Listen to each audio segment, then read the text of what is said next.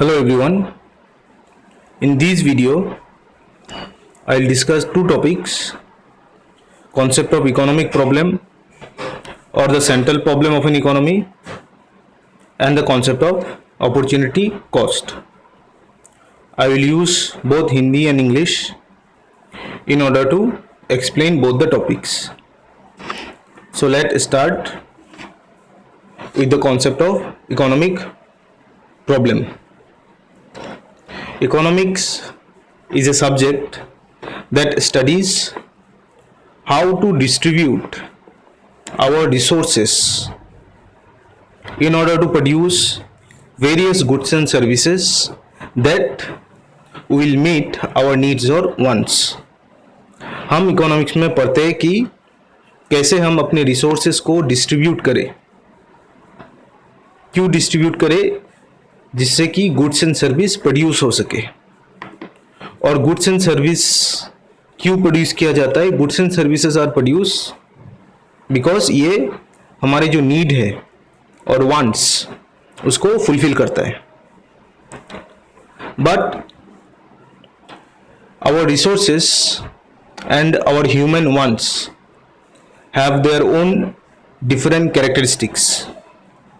अगर हम अपनी वांट्स के बारे में बात करें, आवर वांट्स आर अनलिमिटेड और वांट्स आर नेवर एंडिंग. हमें सिर्फ आज के दिन खाना, पानी और कपड़ा, हम इस पे नहीं रह सकते. We need various things in our daily life. So our needs are wants are never ending. अगर एक हमारा वांट और विश फुलफिल होता है तो हम दूसरे पे पूरा करने के लिए लग जाते हैं. सो एक के बाद एक हम अपना पूरा लाइफ, हमारा जो वांट्स है उसको पूरा करने में लगा हुआ होता है. और हम कभी भी अपने वांट्स को फुलफिल करके हम सेटिस्फाई नहीं होते. हम हमेशा उसको मतलब बढ़ता ही जाता है. Our wants are unlimited. Once a particular want is fulfilled, we move to another one.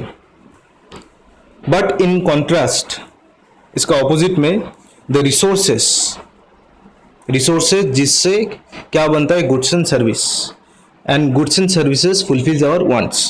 So those resources which are used to produce goods and services, those resources are limited or scarce. The resources are very limited. No country in the world can claim that they have all the resources to fulfill the wants of every citizen of their country. Whether it is America, the most powerful country in the world, or whether it is India or China, or you can name any country, no country in the world have all the resources to fulfill the needs of all the citizens of their nations. Not only our resources are limited, but resources also have alternative uses. हम जो है resource को अलग अलग जगह में use भी कर सकते हैं. जैसे कि steel can be used to build cars, bridges, buildings and machinery. Steel को हम बहुत कुछ बनाने में लगा सकते हैं. सो स्टील जो रिसोर्स है, this resource can be use for many things. So not only our resources are limited but they also have alternative uses. So इससे क्या होता है? It creates a problem of choice. Because of our unlimited wants and limited resources, हमें decision लेना पड़ता है, हमें choice करना पड़ता है कि हम अपने रिसोर्स को कहाँ पे लगाएं और कैसे लगाएं. So the decision of making choice, और हमको चॉइस क्यों करना पड़ता है? क्योंकि हमारे वांट्स बहुत सारे हैं और हमारे पास रिसोर्स लिमिटेड है और उसका भी ऑल्टरनेटिव यूजेस है. तो because our wants are unlimited and our resources are very limited with alternative uses, so this problem of choice arises, and this problem of making choice is referred to as the central problem or the economic problem of an economy. So what is the central problem of an economy? The decision making, that is making of choice that arises because of unlimited wants, limited resources and alternative uses of resources are referred to as central problem of an economy. Now these central problems or economic problems, these are broadly divided into three categories. Problem number 1 is what to produce and in what quantity, मतलब क्या बनाए और किस मात्रा में बनाए. Second central problem of an economy, the second problem, how to produce का मतलब है कि गुड्स एंड सर्विस को हम कैसे बनाए. And the third basic central problem is for whom to produce, मतलब किसके लिए या फिर किसको कितना मिलना चाहिए. So the first problem is what to produce and in what quantity. जैसे कि मैंने बताया, our resources are very limited, so every economy have to decide how to distribute its resources in producing which goods and services and in what quantities. जितने भी economy है उनको ये problem face करना पड़ता है कि वो अपने रिसोर्स को कहाँ पे डिस्ट्रीब्यूट करे, क्या गुड्स पे डिस्ट्रीब्यूट करे और किस मात्रा में. ये क्यों होता है? Because our resources are limited and our wants are unlimited. For example, every economy has to decide whether to use its resources to produce more consumer goods which are consumed by the consumer like wheat, clothes, sugar, etc., or to distribute those resources in capital goods. Capital goods are like machines, tools, etc.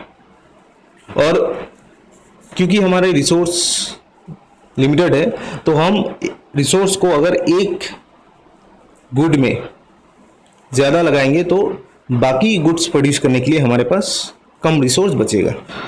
That is why this is a very big problem for every economy.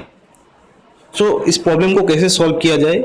The guiding principle means the principle that the economy should follow to solve this problem is to distribute the resources in such a way that it maximizes social benefit. ऐसे हमको distribute करना चाहिए हमारे resources को ताकि जो social benefit है, social welfare है, वो ज़्यादा से ज़्यादा हो सके. The next problem that every economy faces is how to produce. एक बार हमने ये डिसाइड कर लिया कि what goods should be produce and in what quantities, जो नेक्स्ट प्रॉब्लम अराइज होता है वो है हम वो गुड्स को कैसे बनाएं. So any goods can be produced with many methods or techniques. Broadly, those methods are two types: labor intensive method and capital intensive method. In labor intensive method, more amount of labor than capital will be used. Labor ज़्यादा use होगा compared to capital. Whereas in capital intensive technique, more amount of capital will be used than labor. Capital ज़्यादा use होगा compared to labour. So अभी economy को decide करना पड़ेगा whether it wants to produce those goods and services with labour intensive technique और capital intensive technique.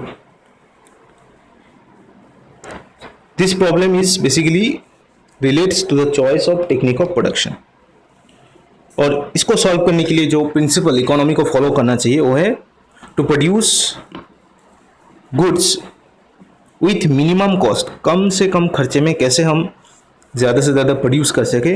Also by using efficient resources. उसी तरह से इकोनॉमी को ये प्रॉब्लम सॉल्व करना चाहिए. For example, India is a country which has labor. The labor population in our country is very big. So of course India should follow labor intensive method so that everyone gets employment jobs in the country. The third basic problem and the final problem that the economy faces is for whom to produce. Whom to produce मतलब किसके लिए बनाए और उसी के साथ किसको कितना मिलना चाहिए. Once it is decided that what goods are produced and in what quantities and how those goods are produced, the third problem arises is who should get how much. किसको कितना मिलना चाहिए. So this problem is basically relates with the distribution of goods and services.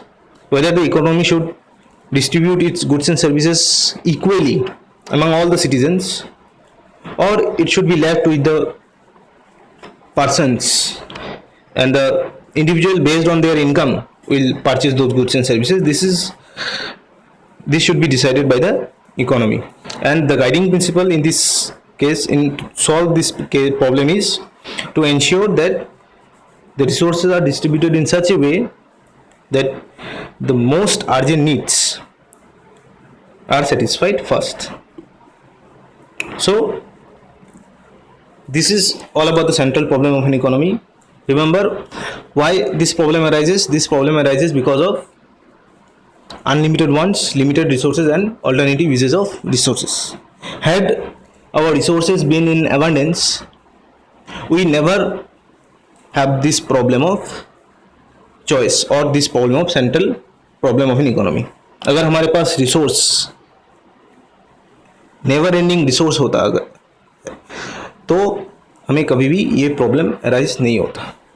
This problem everyone faces this problem of central problem of an economy. Now we'll move to the second topic of discussion, that is the concept of opportunity cost.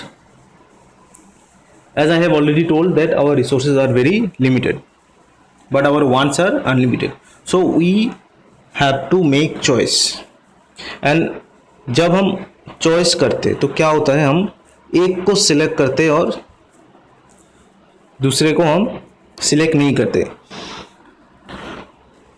जैसे कि मुझे अगर holiday पे जाना हो और साथ ही साथ मुझे एक अगर कार खरीदना हो, ठीक है, I want two things. I want to go for a holiday and I also want to buy a car, but I have money to fulfil any one of this two wishes. मेरे पास जो पैसा है वो सिर्फ ये दोनों में से मैं एक को ही पूरा कर सकता हूँ. तो अगर मैं हॉलीडे को चूज़ करता हूँ, ऑब्वियसली मुझे चूज़ करना पड़ेगा बिटवीन हॉलीडे एंड कार, क्योंकि मेरे पास पैसा नहीं है दोनों को करने के लिए. So I have to make a choice between this two. और अगर मैं ये चॉइस करता हूँ कि मैं हॉलीडे पे जाऊँगा, तो इससे क्या होगा, मैं कार नहीं खरीद पाऊँगा क्योंकि मेरा सारा पैसा उसमें चला जाएगा. तो मैं हॉलीडे पे जाने के लिए मैं एक कार, न्यू कार को सेक्रीफाइस कर रहा हूँ. जब मैं हॉलीडे चूज़ कर रहा हूँ, मैं दूसरे ऑप्शन को मैं सेक्रीफाइस कर रहा हूँ. So sacrifice becomes my opportunity cost.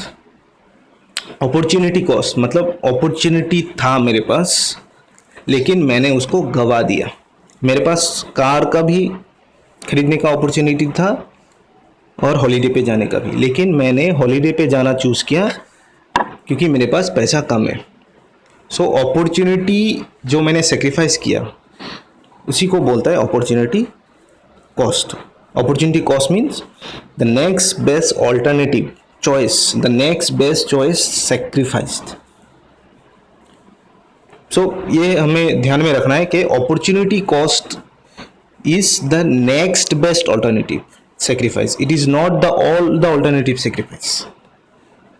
जैसे कि अगर मैं एग्जांपल एक लेता हूँ कि a farmer, there is a farmer and the farmer have 1 acre land. उसके पास 1 एकड़ ज़मीन है और वो उस ज़मीन पे 3 में से कोई एक चीज़ प्रोड्यूस कर सकता है. या तो वो उसमें 100 kg पोटैटो प्रोड्यूस कर सकता है, या फिर 60 kg व्हीट प्रोड्यूस कर सकता है, या फिर 80 kg कैबेज. वो तीनों को एक साथ नहीं कर सकता है, तीनों में से कोई एक.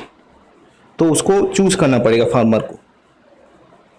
And if the farmer chooses to produce 100 kg potato, तो फार्मर सेक्रीफाइस क्या सेक्रीफाइस कर रहे हैं, वो सेक्रीफाइस कर रहा है 60 kg wheat and 80 kg cabbage, दो चीज़ें सेक्रीफाइस कर रहा है। अभी इन दोनों में से अपॉर्चुनिटी कॉस्ट फार्मर के लिए कौन सा है? यहाँ पे अपॉर्चुनिटी कॉस्ट फार्मर के लिए होगा 80 kg, sorry it is cabbage, 80 kg cabbage.